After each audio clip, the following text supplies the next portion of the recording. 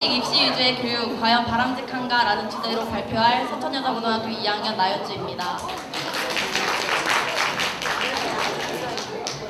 크게 목차는 주입식 교육, 입시 위주의 교육 순으로 발표하겠습니다. 여러분은 현재 교육이 잘 이루어지고 있다고 생각하십니까? 물론 어느 정도의 장단점은 있겠지만 단점으로 크게 손꼽히는 것이 주입식 교육과 입시 위주의 교육입니다.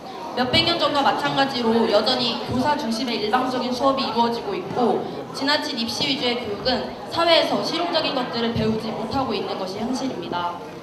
뿐만 아니라 현재 입시 제도는 사교육 과열, 과도한 경쟁 등의 문제를 야기하기 십상입니다. 먼저 주입식 교육입니다. 주입식 교육의 사전적 의미는 학생의 흥미, 의욕, 능력, 이해 등을 고려하지 않고 일방적으로 교육 내용을 학생에게 주입시키는 교수법이라고 합니다. 사람마다 흥미나 재능 등이 모두 다른데도 불구하고 일방적으로 획일화된 교육을 시킨다는 것 자체가 저는 모순이라고 생각합니다. 그러나 우리는 이것이 전혀 낯설지 않습니다. 이게 과연 맞는 걸까요?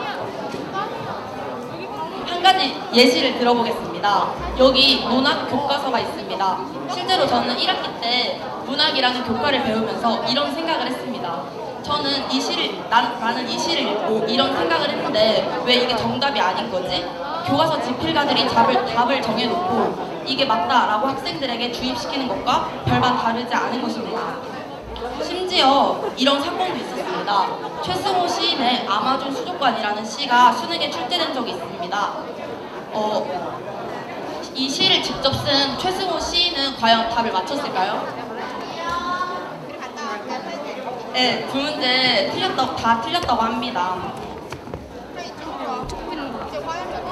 이렇듯 원작자도 풀지 못하는 문제를 학생들에게 풀라고 하니 참 아이러니합니다. 그래서 주입식 교육은 왜에서 시작되는 그런 호기심을 무시한 채 그저 정답만을 강요하고 있습니다.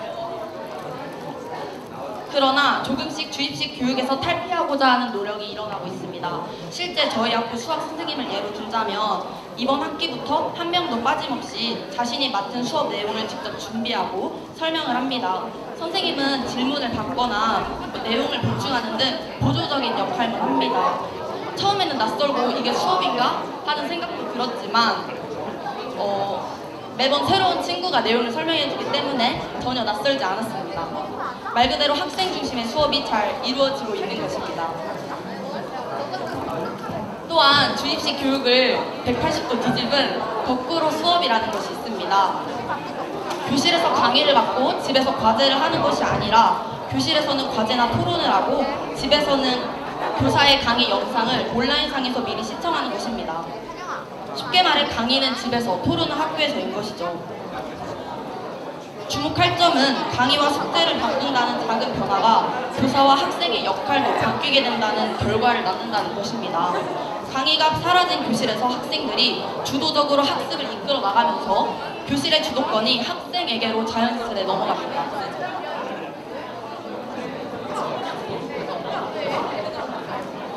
이러한 수업법은 학생들에게 재밌고 공부에 대한 흥미와 자신감을 높이며 21세기 인재 핵심 역량인 사씨도 기를 수 있다는 점에서 인정받아 전 세계적으로 빠르게 확산되고 있습니다.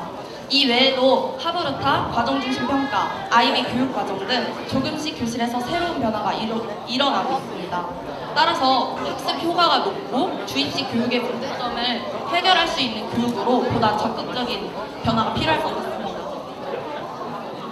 다음 주제는 입시 위주의 교육입니다. 여러분은 한 번이라도 공부하는 이유에 대해 생각해 보신 적이 있나요?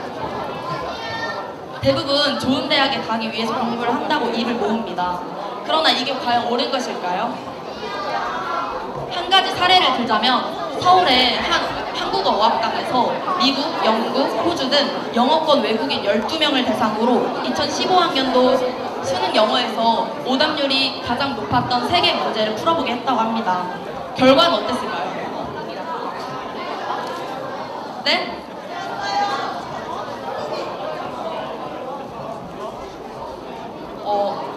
결과는 충격적이었습니다. 3문제 모두 마치 외국인은 다 1명이었고 2문제 또는 1문제를 마치 외국인은 각각 3명이었다고 합니다. 그렇다면 한국의 학생들은 잘 풀었을까요? 수능 정답률 60%, 약 10명 중에 6명이 다 맞힌 것입니다. 그렇다면 학생들 실력이 원어민보다 뛰어난 걸까요? 사실 EBS 교재에 나왔던 똑같은 지문이 수능에 출제된 것이었습니다.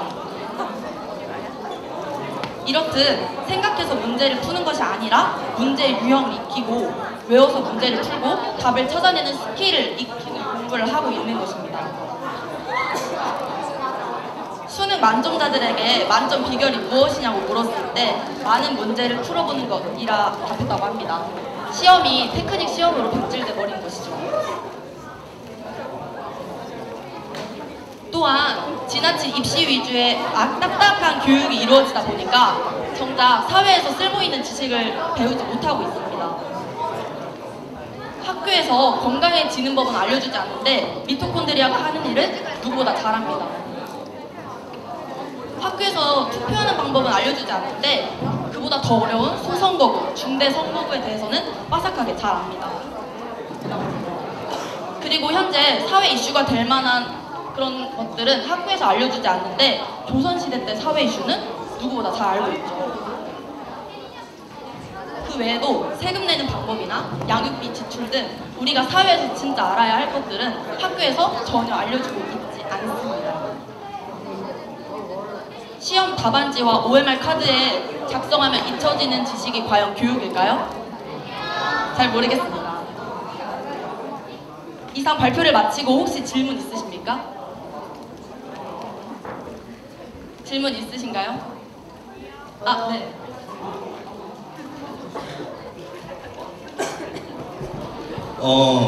그 수능 영어를 할 때 EBS 교재를 계속 외우는 것도 공부하는데 의미 있다고 볼 수 있는 것 같은데 그게 꼭 나쁘다고 할 수만 없지 않을까요? 제가 말한 것은 수능 영어를 계속 반복해서 공부하는 것이 나쁘다고 말한 것이 아니라 그 문제를 푸는 과정에서 문제 유형 자체를 아예 다 외워버리고 답만 찾는 그런 공부를 하고 있는 것이 옳지 않아서 했던 말입니다.